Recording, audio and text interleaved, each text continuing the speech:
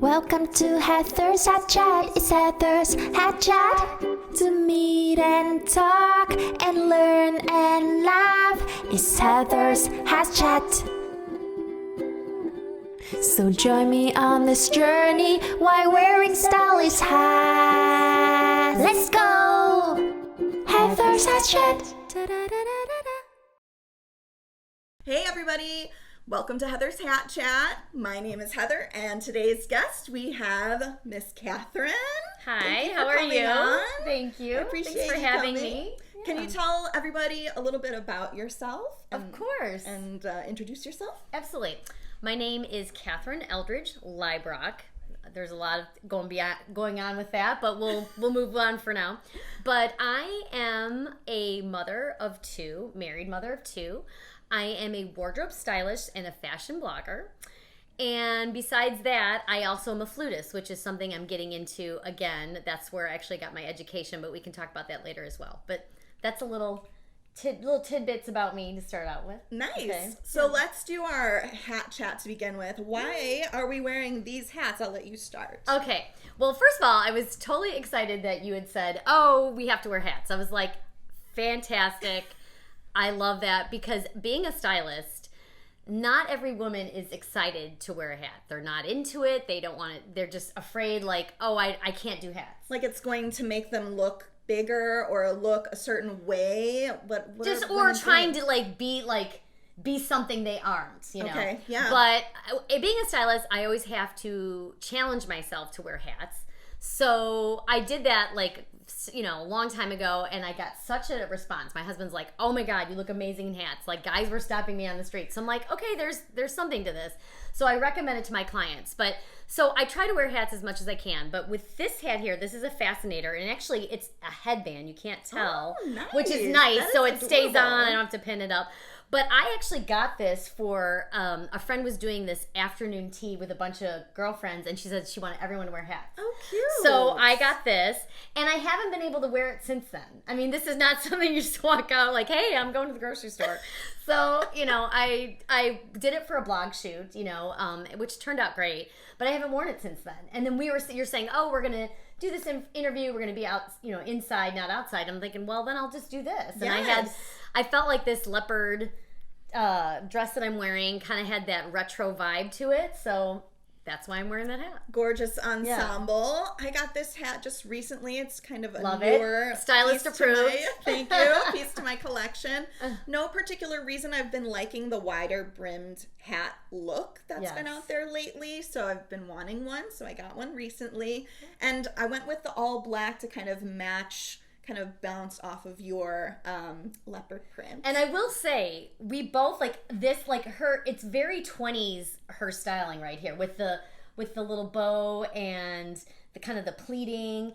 And I feel like I have the puffy sleeves and the fastener. So we managed this very totally well. Vibing. Like seriously, we are vibing 20s retro style. Love it. That's what we're doing today. Awesome. Right, I love cool. that. Yeah. Let's talk a little bit about how we met. Okay. And kind of why we've developed this little bit of a friendship. Yeah, absolutely. So my husband is Michael, and one thing that we love doing is going dancing, you know what I mean? And when we started dating, I don't know, we just somehow realized that we like to do that, and I'm like, well, let's do something. We moved out here to the suburbs. We're like, let's do something fun. Let's do something couple oriented. And we just kind of stumbled on dance lessons at the Westmont Park District. And I'm like, yeah, let's do this. We loved it. We loved it. And so then, of course, our wedding was coming up, and we're like, oh, we have to do a dance for our wedding, My husband's a big country guy and has turned me into a country girl. And we had our wedding at this barn, really cool barn at an apple orchard. And so we knew we wanted to do a country two-step dance. And we asked Heather, I'm like, Heather, will you choreograph this for us, And there was a song we loved by George Strait called I Want to Dance With You. And I'm like, when I heard it, I was like, Michael, we need to do this. And he loves George Strait. So all the stars aligned. That was so perfect for you guys. It was. too. And it was perfect for the place where we had the wedding. And anyway, so Heather did that for us. And just through working with her and, we got to know Kevin, her husband, and just developed a friendship, you know? And I tell you, we don't dance as much as we want to, but we loved every moment when we were with you guys. It was just so fun. It was a good experience for both of us, and our husbands both get along really well. And we all kind of enjoyed They're drinking bourbon right now. Fun them. Happy. But in that, I don't know if you know what that is, but it's very, very hard to get bourbon. So, nice. So Kevin's excited right now. Okay, I digress. Back to us. Okay. So because we became friends, I got to know more about Catherine's story. I learned about her family when I attended her wedding, and it just really touched me. And she's just a strong woman, very passionate, and building your business as a mom and a wife, and just very passionate about what you do. And I was hoping you'd share with everyone about your story, kind of how you started out. You became a single mom at one point, and if you can kind of share with the viewers absolutely how you've gone through your journey. Oh yeah, it's definitely been a journey, let me tell you. But I feel that it's important for me to share my story because of my faith. That's a really big part of my life. So sharing your story is a big part of that. So anyway, so how it started out, little background about me, I got my degrees in music performance. I'm a flutist. But, soon after I finished getting my undergrad and my master's, I met my first husband, Michael. No, not to get confused. My late husband was Michael, and my new husband is Michael. So I know it's a little crazy. That was confusing for me at first, yes, too. Yes, it was very confusing. Yes. But I met Michael Michael Eldridge. Soon after I finished college, my master's and stuff, and so got married, and I really wanted to have kids. So kind of the music thing just got pushed to the side, and I got married and had kids, and I always worked in retail while because it was just impossible to do a music career when you're married and have kids. It's just you can't do both. I mean, maybe some people could, but that's very hard. Yeah. So I was happy with being a wife and a mom and just working in retail, in fashion, part-time. During that time, though, when I was 38, my husband passed away from lung cancer. We were actually in Boulder at the time, Boulder, Colorado, because his dad got diagnosed with brain cancer. And so we went to Boulder to take care of the family business and be there. His dad passed away, and then a year and a half later, my husband got diagnosed with lung cancer, which was very difficult. We did treatment there for a while, but I knew I needed backup with my kids here, my family. I'm very close to my family. And we decided to come back here. And soon after, my husband passed away. So I was 38 years old. My kids were 7 and 4, 2 boys. I have Evan and Austin. And it was rough. But, I had family surrounding me. But then, I would say, I have to admit, I met my new Michael, who now is my husband, maybe less than a year I met him. I met him through Match. I didn't plan on oh yeah, I'm going to get married again. I just wanted companionship. As you can see, I'm very outgoing. I like to be with people. So it wasn't in the cards for me just to hang out and just not do anything and be social. So I met Michael through Match, and it was a match. And we've been together ever since. It actually was 10 years since we met. In January 27th. Wow, congratulations. Yeah. But we were together for a while, then we moved into this house together. We lived together first, and then we got engaged, and then we got married. So that's kind of how it works. But I have to tell you what's really important to this story, and I feel like I had what is that called? Resurrection of things to do after I had met Michael, after losing my husband. And it all started with my faith, because one of the, and this is important, one of the things that Michael Leibrock said to me when we first started dating was he goes, "Oh, I'm not afraid of dying." And I was like, and of course I had just gone through the most radical death experience with my husband, which is a whole nother thing, but it was pretty devastating. But I was like, what does that mean? And I'm a Catholic girl. I've always gone to church. It's not like I wasn't, but it made me think a little bit more than just your typical, I go to church every Sunday. Right. And I was like, what is that? Well, that started on a journey for me of finding myself, finding my faith through God, which has led me to so crazy. So here I am being a musician, all that. I became a wardrobe stylist. I started styling people. So, because what happened was when I was in retail, I worked at some high-end boutiques. And then when I moved here to the suburbs, after my husband passed away and all that, I didn't really want to do retail because my kids were at an age where I needed to be around. Yeah. And my one girlfriend was like, oh, because I was helping people all the time, get dressed, clean out their closet. She's like, you need to start styling. And so that's what I started doing. When I started styling, I worked for a company called Urban Darling, and they said, well, we need you to blog. And I'm like, oh my gosh, I can't do that. I can't blog. I don't know what you're talking about. But they're like, we need you to do this like once a month. So I started blogging, and I loved it. Oh my gosh, that's awesome. So soon after, I decided to do my own blog, fashion blog. So, and then eventually I combined the styling and the fashion blog together because they're so complementary. This was after 40. This wardrobe styling thing did not happen till maybe like 41, 42. And most bloggers are like younger. I mean, there are some older bloggers now, and I'm not saying it's not out there, but it definitely was a stretch, but I just did it because I loved it. And I love to express myself through fashion. And so that's what I'm doing now. And it's become pretty successful. I mean, I've got lots of followers on Instagram and on my blog, and I have brands that want to work with me, and so I style clothes that people send me. I do beauty stuff too. Oh, and nice. Yeah, so that's just a very short, not that was very short, I talk a lot, but that was the short version of like where I am now. You were able to kind of pick yourself up and move into another realm, so to speak, right? Yeah. I mean, when something tragic like that happens to you and your family, I mean, I'm sure it wasn't easy for the boys. I'm sure it wasn't easy for you. And you're showing how strong you are and able to kind of push forward and pick yourself up in a certain way and still be happy with your life and celebrating that by doing something you're really passionate about. Yeah, and I will have to say, just that thing that Michael said to me that perked my faith, like I started delving more into it. I have a spiritual director now that I work with,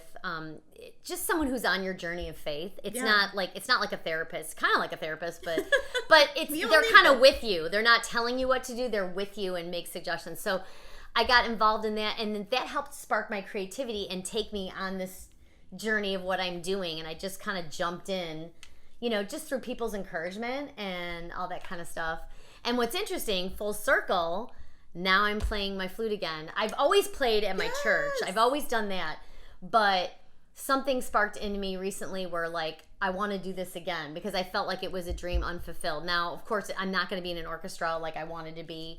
But now I bought a new flute. I'm taking lessons. I'm doing lots of flute competitions while I'm still blogging, So I just feel like, especially, people say, oh, getting old, it sucks, that kind of thing. But, well, sometimes it does, okay? But what I'm saying is you get more freedom as you go to express yourself and not worry about all the worries that you had when you were younger and all those kinds of things. And I feel like I'm embracing that right now with my fashion blog, with music. I mean, I'm just exploring lots of different avenues, How are you able to put yourself out there, especially when you are kind of getting out of your comfort zone? You're like, oh my God, I have to start a blog now. Yeah. And I remember those days when you first started and you were like, Heather, I've got to write something.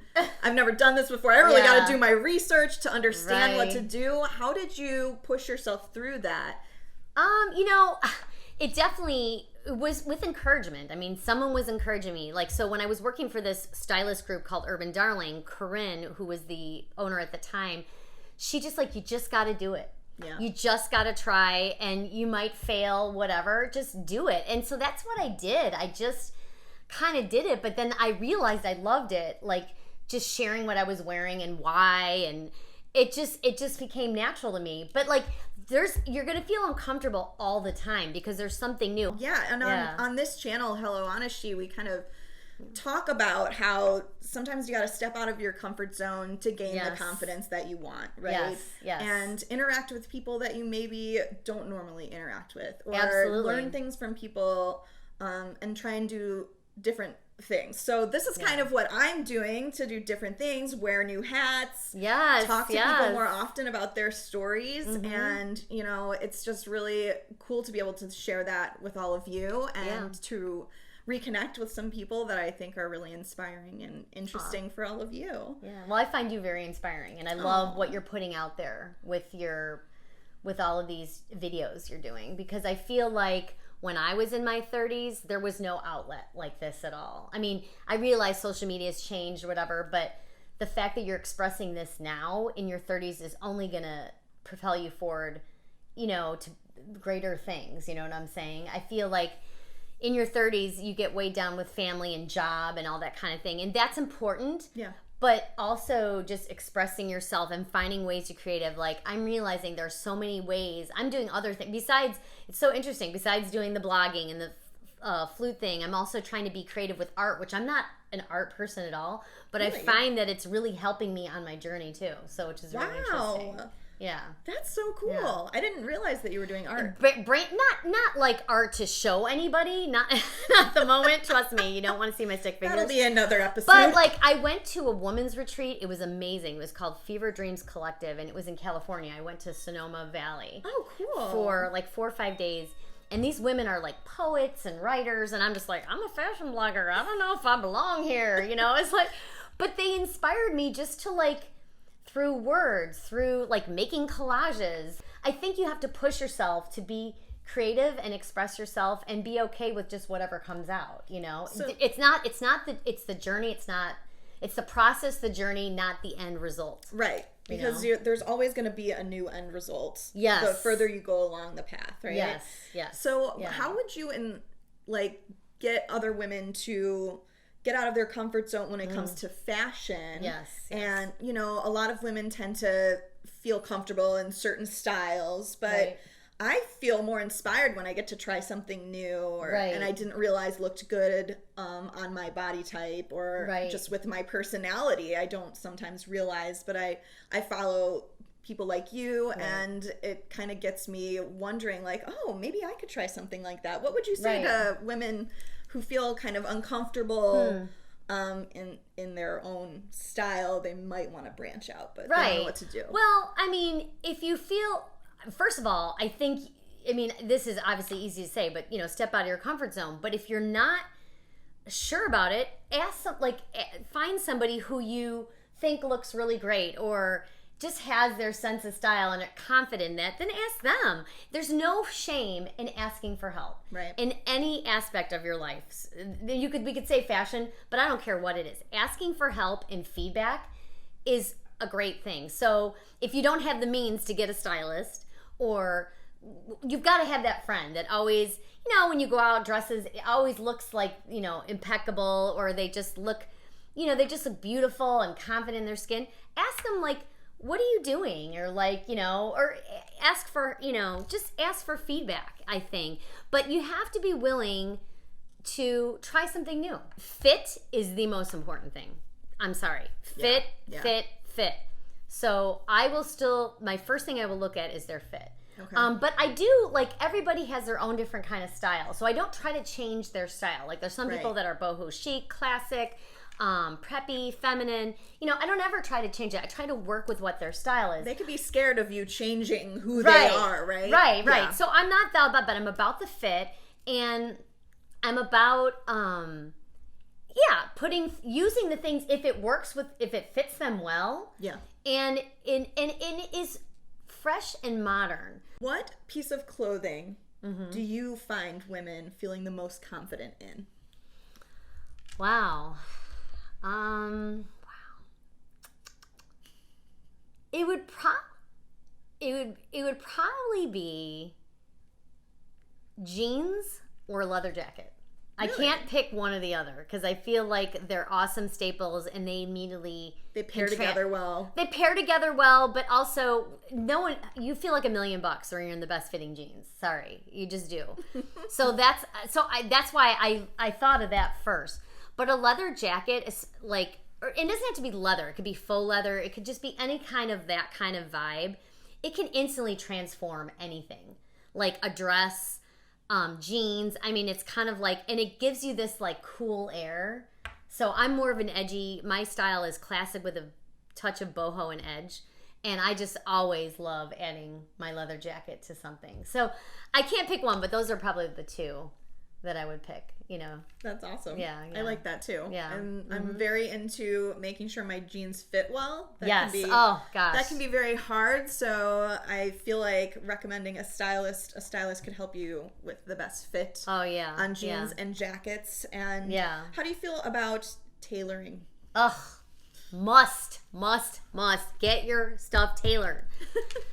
Oh, that's a big one. I mean, you know, if things are not fitting you well, it's not going to show off your figure. It's just, that's it. So go to a good tailor. I mean, I can't even tell you. It'll take just the right tailor, like taking in the shoulders, you know, here in the waist. I mean, it immediately takes pounds off your body. Because anything that is bulky and too big, it just makes you look bigger. Right.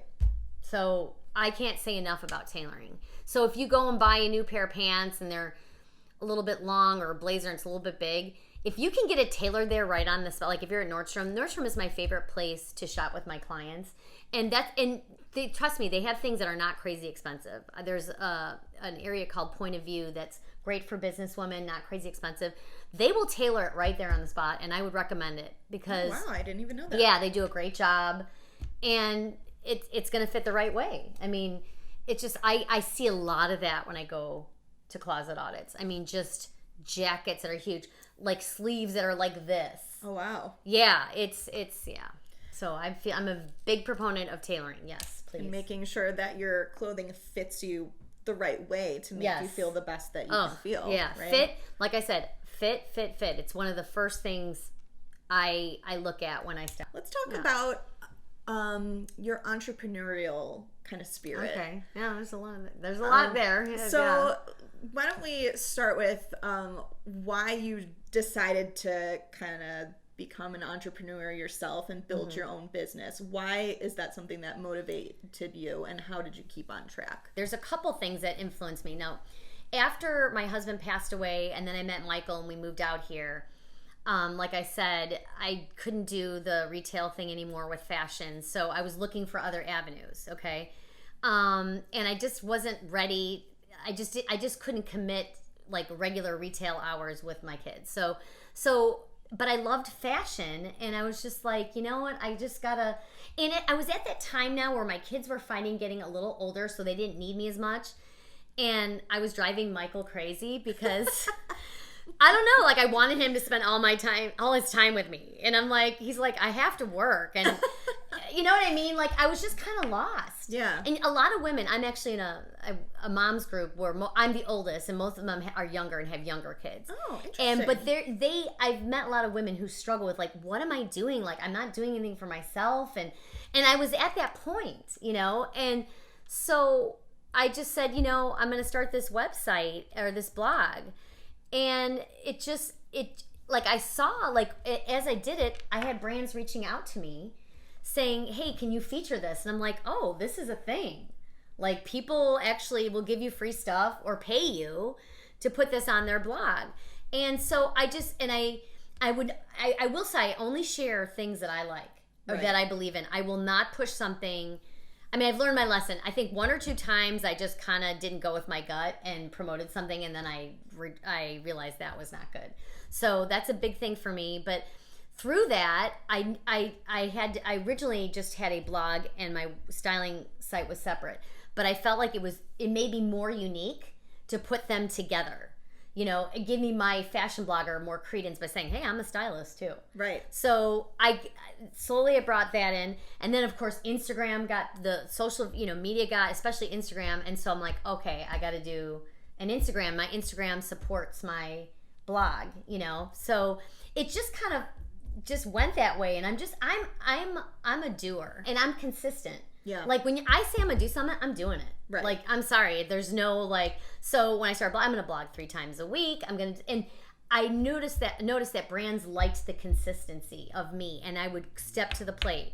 You know, so that just kind of it drove me, and it made everything bigger and bigger. It keeps you motivated to like and driven to do something with yeah, yourself too, yeah, like you exactly. said. Yeah, exactly. How is your family like you being an entrepreneur? How does it affect your family life? Because I was talking to some people about work-life balance, right? That's a good. And sometimes that can be a little bit difficult. So how do you Yeah. balance out your family life? Because you obviously are very involved in your boys' lives, and your Yeah. husband's life. How do you balance that out? Well, that was a problem in the beginning. I'm going to tell you. I got a little obsessed with my blog and my Instagram, and it's been a process. When I first started blogging and all that I was doing that, I was doing it like 24/7. I was doing it like day, afternoon, night. Like I was just constantly, and it was stressful. Michael didn't appreciate that I wasn't there with him or for him, like at night.